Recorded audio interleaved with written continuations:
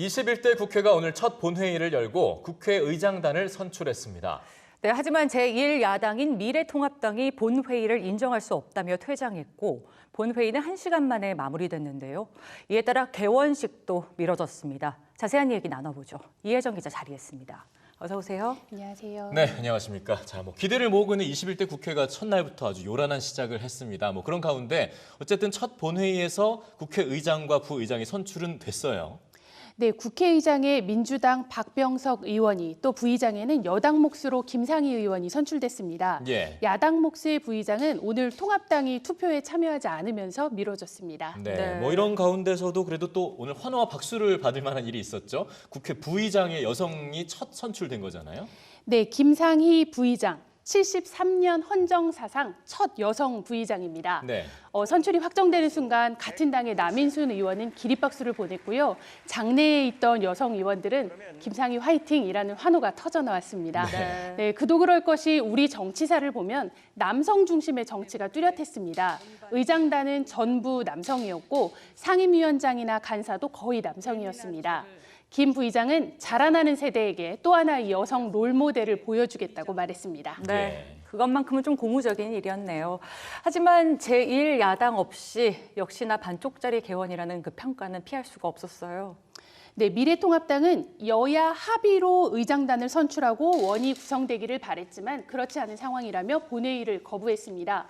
본회의가 시작되기 전에 짧은 의사진행 발언만 남기고 의원들이 모두 본회의장을 나갔습니다. 예. 국회에는 교육위원회, 보건복지위원회, 문화체육관광위원회 이런 식으로 분야를 나눠서 모두 18개의 상임위원회가 있는데요. 이 위원장 자리를 놓고 여야 간 합의가 좁혀지지 않고 있습니다. 네, 이에 따라서 당초 오늘 오후로 예정됐었던 개원식도 미뤄졌죠. 네, 일단은 다음 주 이후에 이뤄질 것으로 보이고요. 개원식에 예정됐던 문재인 대통령의 개원 연설도 함께 연기가 됐습니다. 예. 사실상 지금 단독 개원이라든가 반쪽 개원 이런 얘기가 나오는데 이 상태가 오래 가면 안 되는 상황이지 않습니까? 21대 국회가 지금 풀어가야 할 과제들이 한참 쌓여 있는데요. 네, 맞습니다. 우선은 코로나19 위기를 극복하기 위한 추경입니다.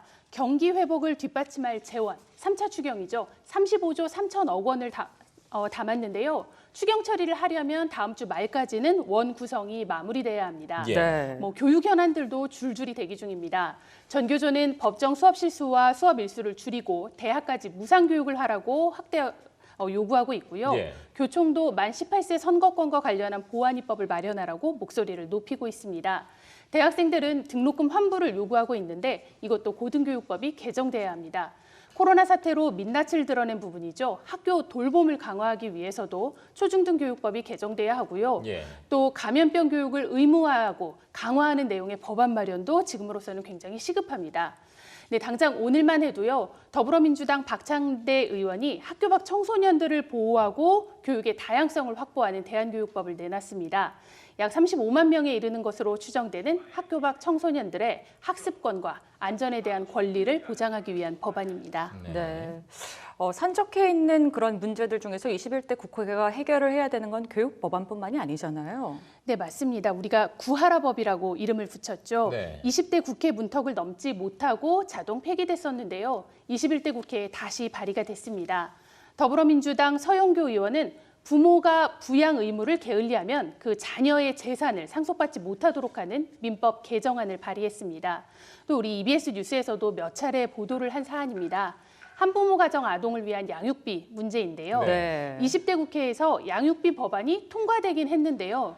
어떻게 강제할 것인가라는 수단으로 운전면허 정지만 담겼습니다. 그랬죠. 예. 네, 양육비 해결을 요구하는 한부모들은 양육비를 지급하지 않는 상대 한부모에 대해 아동학대로 처벌하라, 또 신상을 공개하라, 출국을 금지하라 같은 보다 실효성 있는 방안을 요구하면서 법 개정에 나설 계획입니다. 네. 예.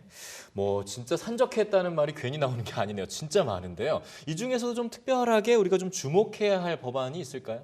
네, 성폭력 관련한 법안들이 눈에 띕니다. 최근 N번방 사건 등을 겪으면서 우리 사회의 경각심이 좀 커졌죠. 네. 네, 정의당은 비동의 강간죄를 제21대 국회 5대 우선 입법 과제 중에 하나로 발표를 했습니다. 현행법은요, 강간죄가 성립하려면 폭행이나 협박이 있어야 한다라고 규정하고 있는데요. 이제는 상대방의 동의가 없는 상태에서 성관계가 이루어졌다면 강간죄로 처벌하자는 내용입니다. 네. 실제 법안으로 준비 중이고요. 또 더불어민주당의 권인숙 의원은 아동 성폭행에 대한 처벌을 강화하는 내용의 아동 성착취 온라인 그루밍 처벌법을 추진할 계획입니다. 네. 이런 때일수록 여야가 좀 합심을 해서 21대 국회가 좀 정상적으로 활동을 하는 모습을 보여줘야 할 텐데요. 이미 우리뉴스에서도 좀 진행하고 있는 바가 있죠. 네, 다음 주부터는 우리 주요 현안들에 대한 국회의원들의 의정 계획을 보도할 계획입니다.